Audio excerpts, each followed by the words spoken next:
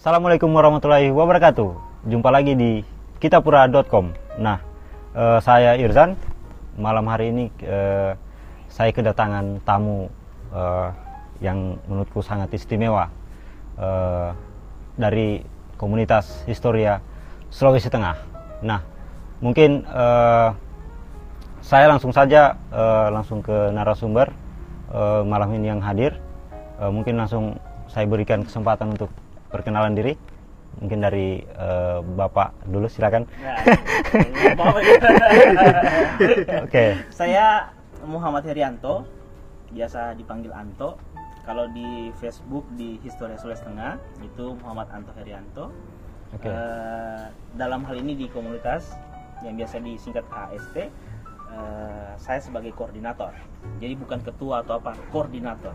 Oke. Silakan lanjut. Di sebelahnya ini ada siapa, boleh perkenalan diri? Terima kasih. Teman-teman, nama saya Jeffrey. Sehari-hari bekerja di salah satu surat kabar di Kota Palu, di Harim Cusuar, dan juga bergiat di komunitas Historia Sulawesi Tengah. Ya. Juga sebagai penulis lepas, blogger. Oke, wah.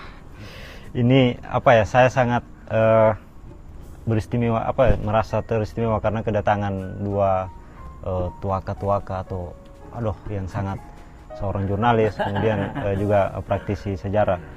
Nah, Kanto dan Kak Jeff, malam ini kita bincang santai, diskusi mengenai Hari Pahlawan. Hari ini adalah Hari Pahlawan pada tanggal 10 November. Apa yang teman-teman di komunitas Historia sudah tadi katanya sudah melakukan aksi, ya. Bisa diceritakan seperti apa prosesnya tadi? Saya duluan, Jeff. Iya, Kanto atau mungkin Kak Jeff, terserah. Tadi sebenarnya kita sudah melakukan aksi bentang banner, pemakaman banner itu untuk meluruskan sejarah. Ya. Karena ini momentumnya adalah momentum kepahlawanan dan tokoh-tokoh lokal. Ya. Nah, menurut kami jadi ada dari sekian nama jalan itu yang harus dikembalikan harus mendapat koreksi. Iya, koreksi ya. Saya tidak tahu waktu pemerintah memberi nama jalan itu terinspirasi dari mana, dapat mimpi atau dapat wangsit. Kalau menurut kami itu keliru. Kalau boleh tahu Kanto atau Kak Jeff, ada berapa titik ya aksi hari ini? Teman-teman bersepakat kemudian mencoba memulai dari 3 jalan. Yang pertama itu Jalan Towa.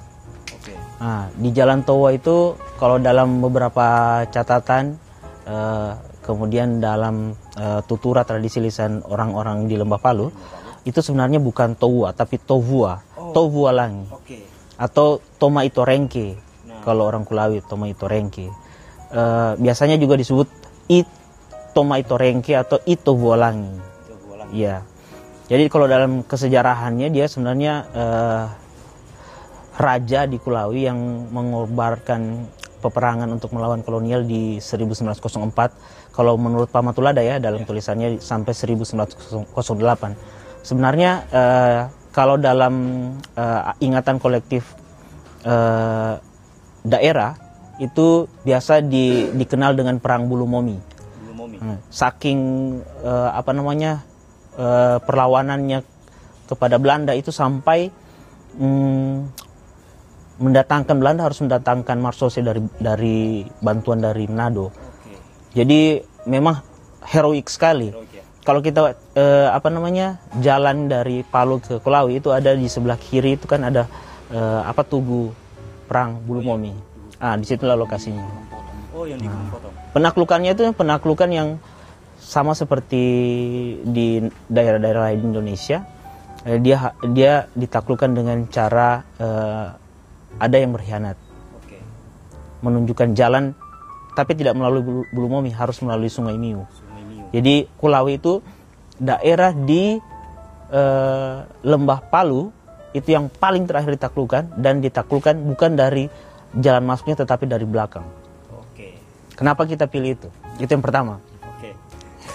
ini sangat menarik sekali kan toh Kak Jeff. Ini saya dengar-dengar juga, saya ke Kak Jeffrey. Kak Jeffrey juga aktif dalam kepenulisan. Beberapa kali juga kami biasa ketemu di ruang-ruang diskusi. Nah ini Kak Jeffrey pasti sudah punya, atau sampai hari ini apa yang sudah Kak Jeffrey mungkin bisa lakukan melalui tulisan-tulisan yang berkaitan dengan sejarah atau tokoh-tokoh pahlawan lokal. Itu Kak Jeffrey sejauh ini bagaimana? Kalau saya sendiri sebenarnya menulis beberapa cerita tentang tokoh-tokoh ini. Misalnya salah satu yang belum terlalu lama itu sosok Kerain Putih. Oke. Sosok Kerain Putih ini cukup asing didengar. Ya cukup. Saya pun baru dengar itu. Cukup asing didengar karena memang namanya tidak diabadikan jadi nama jalan, tidak seperti yang lain. Oke.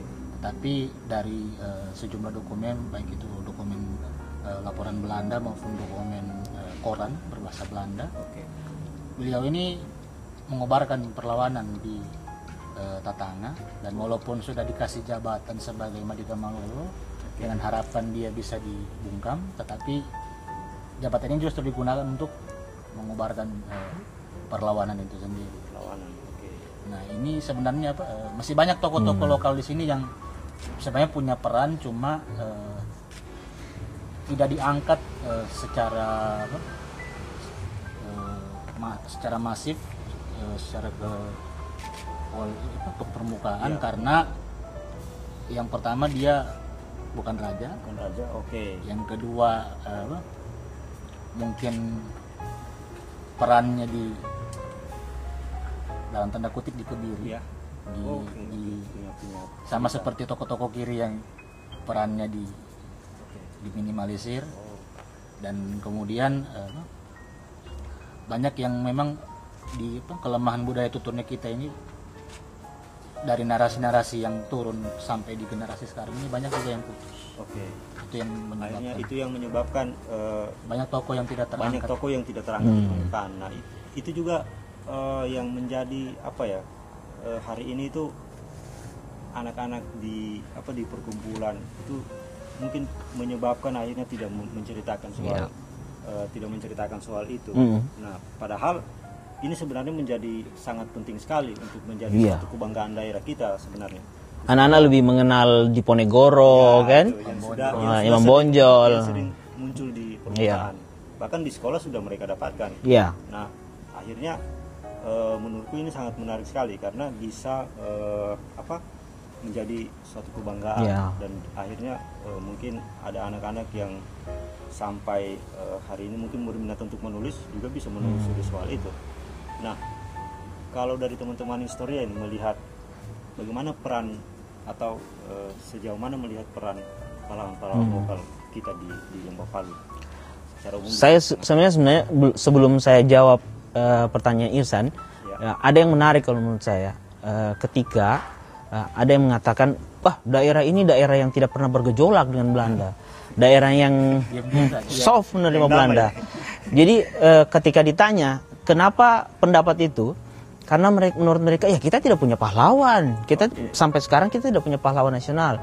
Tapi yang harus dicatat bahwa kedatangan Belanda 1888 itu sebenarnya sudah mendapat perlawanan yang luar biasa dari masyarakat di Lembah Palu. Kalau kita mencoba menoleh sedikit ke sejarah, bahwa di Kayu Malue itu adalah kampung yang pertama dibombardir Belanda setelah penaklukan dari Teluk Tomini 1888. Sampai sekarang kalau umpamanya kita berinteraksi dengan orang di Kayu Malue, mereka itu berpantangan untuk melakukan pesta atau hajatan di hari Sabtu. Kalau kita tanya kenapa seperti itu? Ternyata karena hari itu adalah hari terbakarnya kampung Kayu Malue. Hari ketika Kayu Malue dibombardir sama Belanda dengan menggunakan kapal Aceh. Kalau orang di sini mengatakan kapal putih. Nah, itu sebabnya salah satu tokoh yang kami angkat hari ini, namanya itu juga harus diluruskan. Karena yang kita tahu, yang orang tahu, yang publik tahu di Kota Palu bahwa itu adalah Raja Moili. Padahal itu keliru. Itu sama dengan memberaki sejarah kalau menurut saya. Iya. kita sudah tahu itu harusnya itu Raja Maili. Raja Maili. Atau kalau di naskah Belanda Manggerisa ya. Oh, Manggerisa. Paman dari Risa. Paman dari Risa. Oke. Iya, karena juga yang sering kita dengar itu Raja Maili, Raja Maili, padahal Raja Maili. Raja Maili. Raja Maili. Kayak seperti tadi yang di awal Kanto cerita dengan KJF ada penamaan jalan Toua yang padahal itu Tubualangi. Nah, ini juga yang akhirnya sampai hari ini itu yang menjadi apa ya, mindset tertanam di masyarakat Lembah Palu. Padahal sebenarnya keliru. Iya. Nah, jadi ini sangat menarik sekali kan, karena kita apa ya melihat hari ini pertanyaan besarnya kita sebenarnya sosok tokoh pahlawan nasional sebenarnya. Nah, kalau dari teman-teman komunitas Historia, bagaimana melihat apa ya dari sudut pandang teman-teman komunitas tentang apakah ada regulasi yang menyangkut tentunya ada soal undang-undang yang berkaitan tentang kepahlawanan atau pengusulan pahlawan nasional. Nah, pandangan dari teman-teman komunitas menyangkut itu bagaimana? Kalau Jeffrey lah, kan jurnalis toh. Oke. Kalau saya mau memberi informasi bahwa beberapa tahun terakhir ada beberapa nama yang coba diusulkan oleh pemerintah kabupaten, beberapa pemerintah kabupaten. Misalnya pengusulan Rasa Dindi Manggerante oleh pemerintah Kabupaten Donggala beberapa tahun lalu. Kemudian sekarang masih dalam tahap pelengkapan dokumen Tombolo Tutu oleh pemerintah Kabupaten Parigi Mutong. Kalau saya sih melihat semua toko punya peluang yang sama, tetapi ada beberapa hal yang bisa jadi bahkan bukan hanya batu sandungan tapi bisa jadi bumerang bagi toko itu sendiri. Yang pertama kelengkapan data. Karena segagah apapun, seheroik apapun kisah perlawanannya, tapi tidak pernah masuk dalam catatan tertulis. Diberitakan oleh minimal masuk dalam laporan kolonial atau masuk dalam surat kabar berbahasa Belanda. Itu hal yang sebenarnya cukup berat bagi kita sebagai pengusung, karena salah satu persyaratan juga di pengajuan ini ya ketersediaan dokumen. Nah, itu yang hal yang cukup berat sebenarnya bagi toko-toko di Sulawesi Tengah, ketercukupan dokumen, karena sebagian besar kita masih berpatokan pada sumber lisan. Kemudian yang kedua, ini juga yang parah sebenarnya, ada ego sektoral. Ego sektoral ini kalau satu diangkat, yang lain tak angkat. Satu yang lain protes. Ini harus dirubah mindsetnya kalau daerah ini mau punya pahlawan nasional. Berarti sebenarnya ini yang sebenarnya harus kita menghilangkan tadi itu, artinya kalau mau ingin punya pahlawan nasional ya itu tadi kita harus menghilangkan jangan di sini mengusulkan, di sini juga keras, kami juga punya itu. Nah, menarik tadi Gajar, saya sudah terkait yang diusulkan tadi Rasa Dindi atau yang lebih kita kenal Manggerante. Saya di tahun berapa ya, 2 tahun atau 3 tahun lalu saya sudah pernah mendengar itu ada yang mengusulkan salah satu tokoh pahlawan kita di sini untuk diusulkan menjadi pahlawan nasional. Nah, ternyata akhirnya saya dapat jawaban juga dari KJF. Nah, sementara ini masih dilengkapi data-data dan dokumennya. Nah, mungkin Kanto ada tanggapan? Saya sebenarnya sepakat dengan Jeff tadi bahwa semua mempunyai kesempatan yang sama untuk berpotensi menjadi pahlawan nasional. Tetapi satu yang harus digarisbawahi, mindset kita memandang ketokohan dengan mistis. Ini sangat menarik. Kalau kita membaca undang-undang tanda gelar jasa dan kehormatan di Undang-Undang Nomor 20 Tahun 2009 itu jelas dikatakan.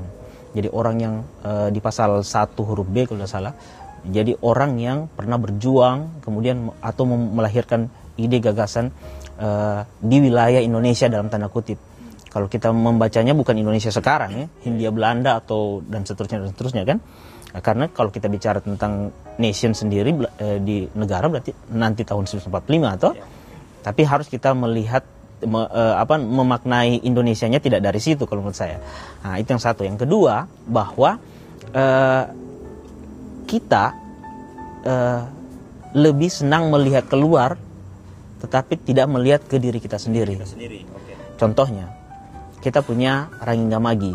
Rangga Magi, saya akan bahas ini, kemudian saya akan melihatnya dari perspektif kira-kira kenapa dia tidak bisa diangkat jadi pahlawan nasional.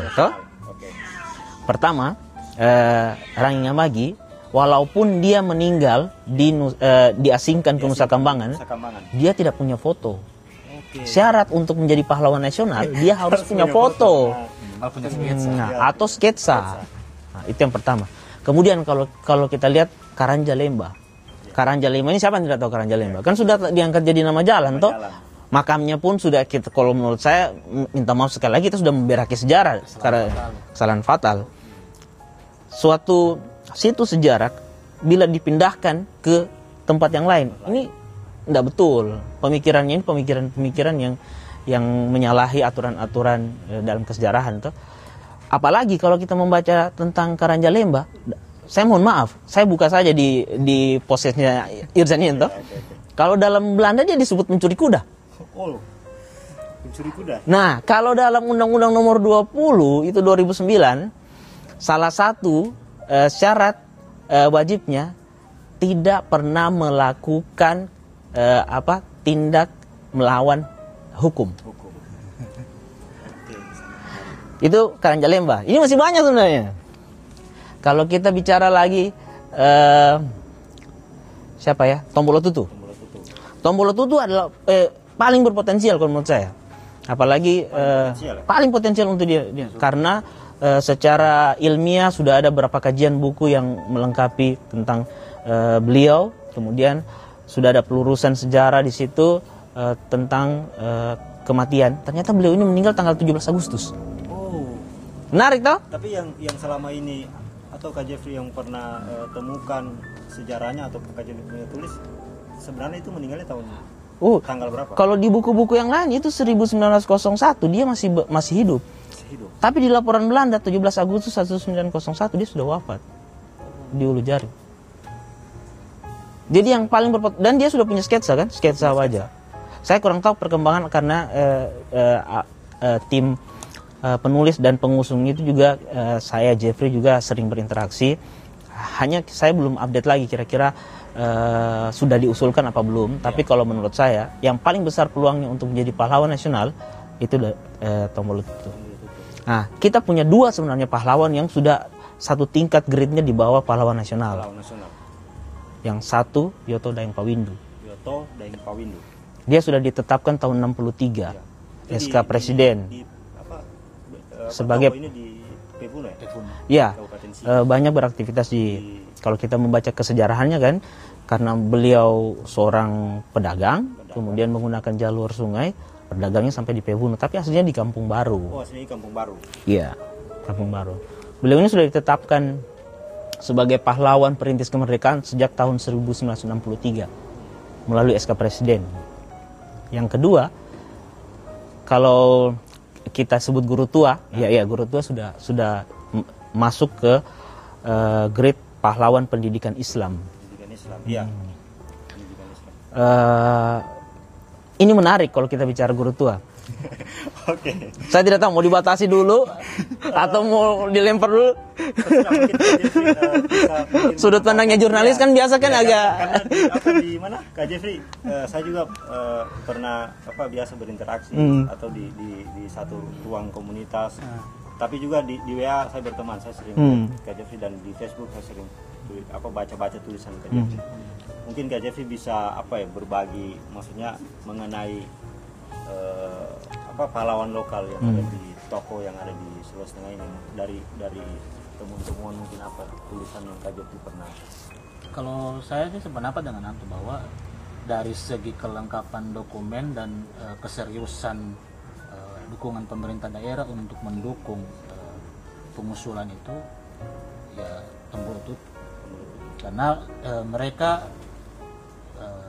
yang sepengetahuan saya masih menahan diri untuk mengusulkan ke pusat karena mereka fokus untuk melengkapi dokumen terus, dan bisa dibilang kajian ilmiah yang dibutuhkan bukan hanya satu Yeah. karena sepengetahuan saya kemarin selain satu kajian khusus tentang riwayat perlawanannya, juga satu kajian khusus tentang profil tokohnya. Dan sedapat mungkin di dua kajian ini hal-hal yang berbau mistik, tahayul, dihubung-hubungkan dengan alam gaib itu harus atau apa misalnya kalau kita dulu suka nonton film Brahma Kumbara yang aspek-aspek seperti begitu sedapat mungkin harus diredam. Betul. Karena aspek-aspek ini sebenarnya yang mungkin menurut kita ini mengkultuskan membuat seorang tokoh tuh menjadi lebih kultus, lebih superior. Tapi ketika masuk dalam kajian ilmiah, hal-hal seperti ini justru yang membuat seorang tokoh itu kehilangan kredibilitas sebagai seorang manusia. Dan itu fatal kalau di pengusulan sebagai seorang tokoh pahlawan itu fatal. Nanti orang tidak bisa lihat manusia atau bukan. Jangan-jangan nanti Pongko bisa jadi pahlawan nasional ya. Biar kalomba diusulkan juga. Tapi begini, saya penasaran sama teman-teman di proses pengusulan itu seperti apa dia punya. Dalam Undang-Undang 20 2009 kemudian diturunkan dalam Peraturan Pemerintah 35 nomor 35/2010 itu jelas. Di pasal 25 itu jelas. Jadi bagaimana pahlawan nasional adalah tanda gelar yang diberikan oleh presiden atas pertimbangan Dewan Pertimbangan toh. Kemudian itu secara proses itu adalah diusulkan oleh keluarga, boleh kelompok, boleh pemerintah kota secara berjenjang dari bawah ke instansi sosial, dinas sosial dalam hal ini toh, lalu didorong ke pusat. Sampai di pusat di Kementerian Sosial kemudian akan ada tim yang memverifikasi ke bawah. Yang harus diingat bahwa di syarat umum nomor 1 itu bahwa seorang pahlawan nasional di poin B-nya itu tidak boleh pernah menyerah dalam perlawanan. Dan itu menjadi banyak tokoh di Indonesia terutama agak luas tidak berhasil mendapatkan gelar pahlawan nasional karena dia pernah menandatangani korte folklaring atau long kontrak yang pada intinya dia menyerah kepada Belanda, walaupun itu dalam tanda kutip strateginya tunduk-tunduk menanduk atau apa dan sebagainya, tetapi dalam kacamata sejarah itu adalah suatu sikap menyerah kepada Belanda dan secara undang-undang dia batal demi hukum untuk diajukan sebagai pahlawan nasional. Nah sangat ini ya banyak kali informasi yang yang saya dapat bersama teman-teman komunitas historia. Nah banyak sekali memang ada beberapa saya lihat perubahan, pergeseran. Nah akhirnya saya juga menjadi khawatir ketika tidak ada seorang pun atau komunitas yang akhirnya sampai hari ini melakukan aksi untuk ternyata nama jalan ini keliru. Nah ini yang akhirnya sampai hari ini akhirnya saya pun mendapat edukasi untuk ternyata ada nama yang sebetulnya untuk toko ini. Nah ke Kak Jeffrey deh, maksudnya seperti apa Kak Jeffrey hari ini tentang menulis sebagai jurnalis. Kak Jeffrey sendiri proses pencarian data ataupun data-data di lapangan itu seperti apa Kak Jeffrey? Kalau saya pribadi itu sebenarnya karena latar belakang keilmuan memang sejarah, walaupun sejarawan ini. Ya, walaupun masih kalau mau dibandingkan dengan sejarawan-sejarawan yang ada di Palu ini, kita ini masih pemula lah. Oke. Tetapi ada beberapa hal yang menurut saya penting sebenarnya. Tidak hanya tokoh-tokoh yang salah penulisan namanya, bahkan tokoh-tokoh yang penulisan namanya pun benar dan sudah jadi nama jalan di seantero Kota Palu ini. Banyak kita yang tidak tahu orangnya siapa. Misalnya Lasoso, Marjun Habi, Tanjung Bulu, Jojo Kodi. Banyak nama jalan lokal di Palu ini yang siapa orangnya.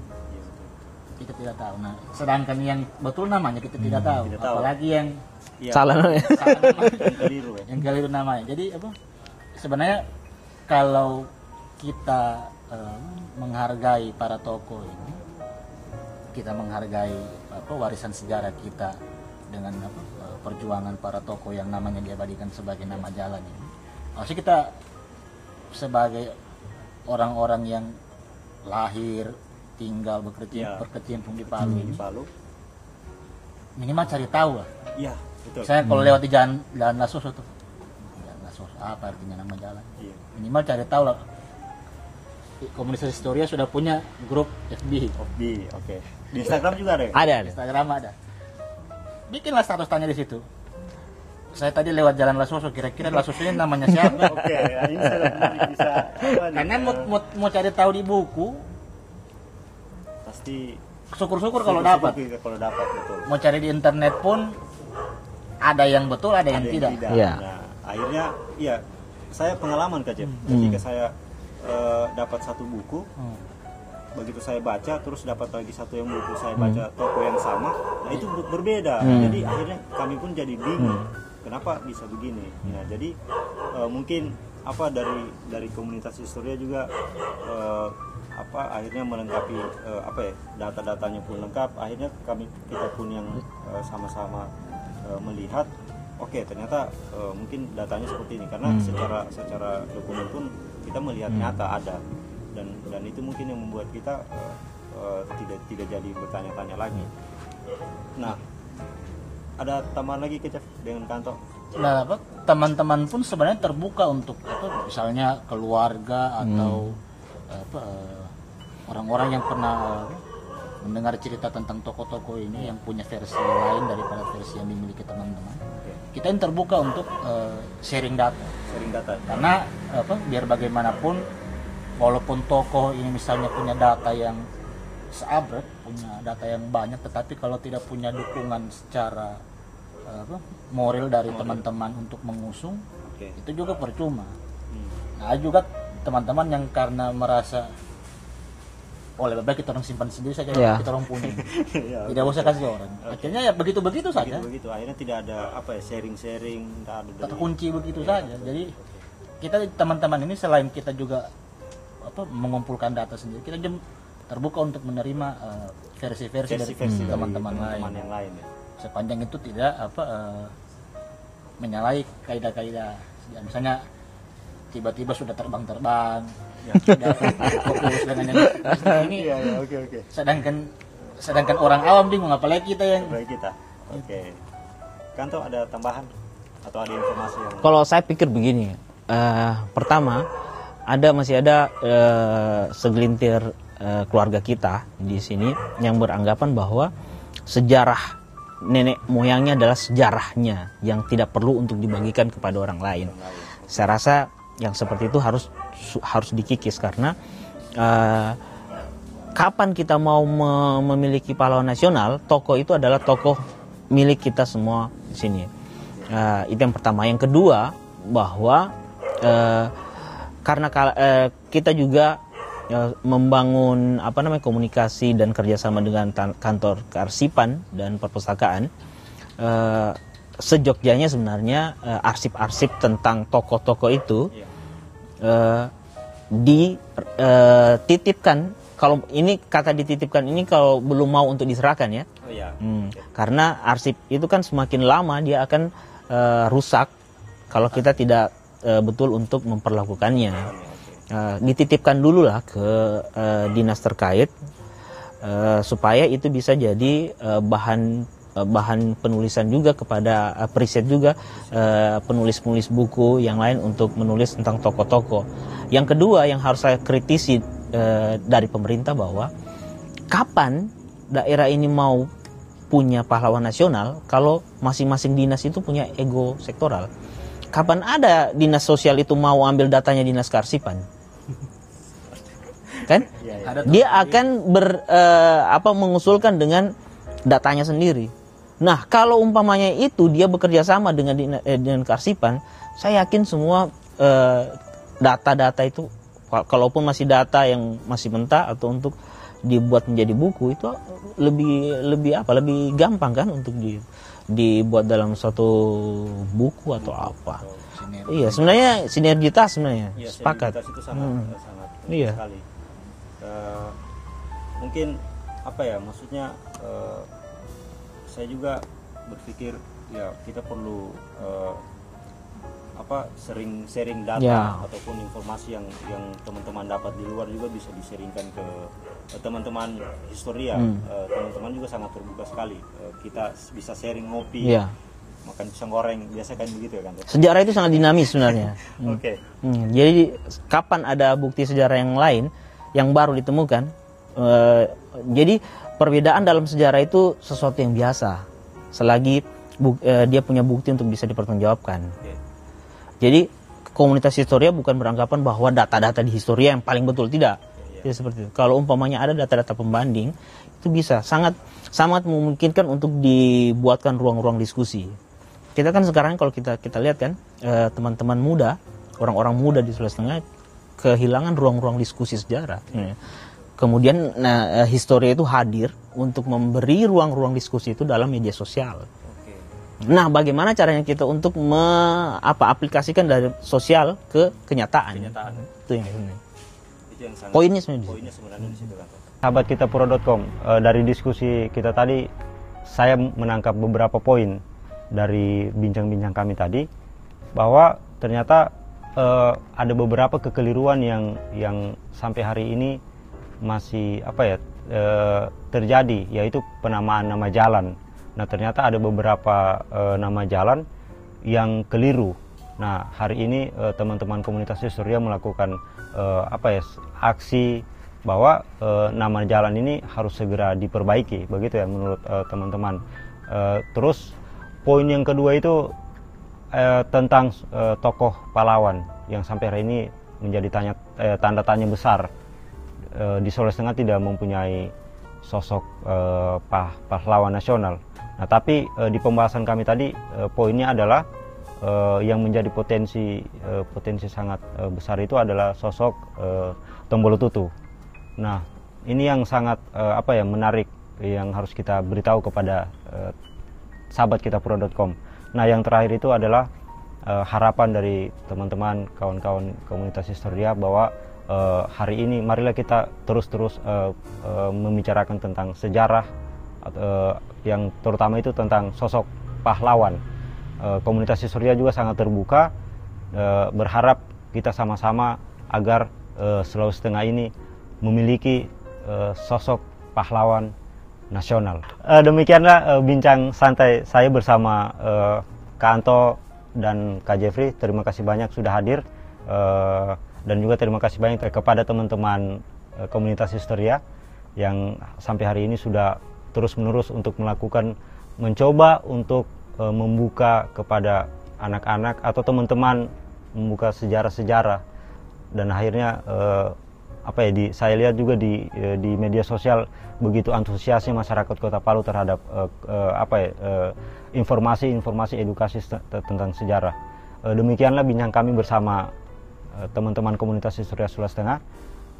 Jangan lupa terus saksikan kitapura.com. Salam inspirasi, terus berkarya dan tetap berinovasi. Assalamualaikum warahmatullahi wabarakatuh.